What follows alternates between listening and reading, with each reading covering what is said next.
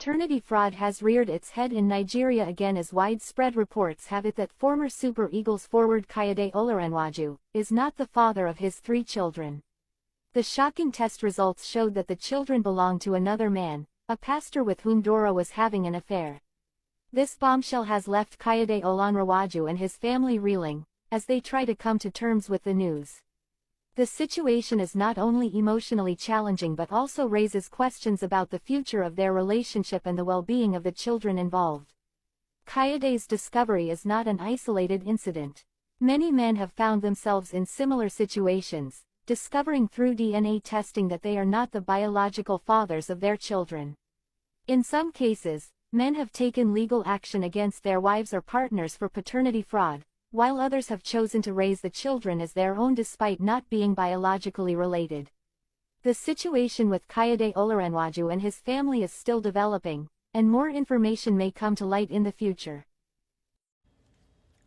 A lot of men, a lot of African men, especially from 40 years old, late 40s, late 30s and onwards, late 30s, 40s and onwards, suffer from what we call ED, and ED is erectile dysfunction.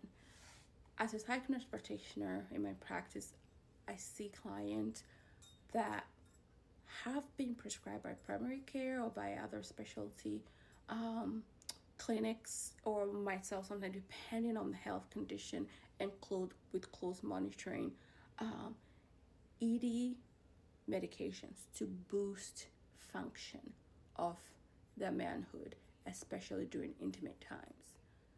I say that to say is the prevalence of this now is an uptake of it because a lot of men don't take care of themselves. They don't go to the gym, they don't eat healthy, they don't exercise, they drink a lot of liquor. There's a lot of impulsive behaviors that lead to that as well. Impulsive behaviors such as a lot of corn, a lot of different types of corn, a lot of men who are on down low, overuse of, self-pleasure by men. I don't want to be canceled here. I'll have violations against me on the street here. But I am to say I've seen it more and more. A lot of our men, a lot of African men, a lot of our Ghanaian men have this problem. But there's such a stigma against speaking up. And a lot of men, when they come to me, it's really hard for them to really open up to even address the issue. You see them going around and round and round before addressing the issue to get a prescription. Many men, even if they are courageous enough to see me a couple times and then they slowly ease into it, like, hey, my wife is complaining, or my girlfriend or my fiance is complaining that, it's not lasting as long, or I'm not trying to be able to kind of, bring it on as I was able to. And then we can talk about different holistic things they might be doing, that might be impacting. Also, I forgot to mention types of underwears that men wear, if it's too tight, or pants with men who wear like really tight pants, all that stuff tend to also affect that. Now, beyond that is also men in that age group and beyond who have trouble with conception. And that's another stigma. Besides the lack of performance, besides the lack of endurance, is also the issue with low sperm count or poor sperm quality. A lot of poor quality sperm lead to children being born with disabilities.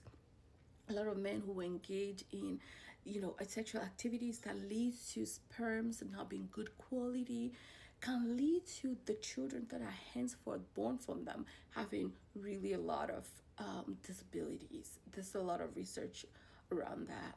Look online and will come across some of these statistics. Now, there's also the fact that a lot of these men suffer from self-esteem issues, afraid to do it. So many of them might go to the convenience stores, or to the Africans, men, they might go to, those side stores to grab the Alomo bitters and different bitters like that, just so they can drink it before they do the performance or the act, because it's all about like the act. But what they don't realize is it's like a lot of women don't just take pleasure in just like the bouncing around.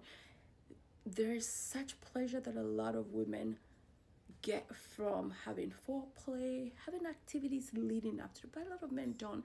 It's all especially men with trauma and neglect in their childhood, unhealed stuff, or shame from previous relationships and their performance, might think just the aggressiveness of the action is what it is, or that what women take pleasure in. There's a lot of women too who might pretend like they're enjoying the action, but what they speak of behind them or with their friends or in their heads, like, oh my god, it's just like 1 minute and that's about it, that kind of thing. So to say that a lot of men suffer silently, but there's help out there, whether it's with my clinic, with the primary care, or with other clinics that deal with ED or erectile dysfunction. You can reach out for help, and you can do a lot of lifestyle changes in order for you to better your quality, especially if you're trying to have, family planning or start a family. And also the thing is, many men knowing this, and because of the stigma, they might be afraid to really open up about it, especially with their new relationship. And that woman really can go cheating on them. I mean, this has been happening generationally. They go cheat on them, have a baby somewhere else, and come and pin it on this particular man because they know that they don't have enough sperm or good sperm quality to even produce a child. So that is called the paternity fraud.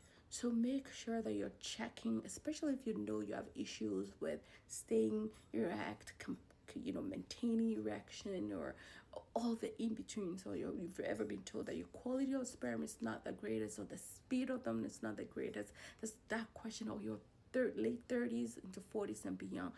Check if you're in a new relationship and the woman tells you that they're expecting.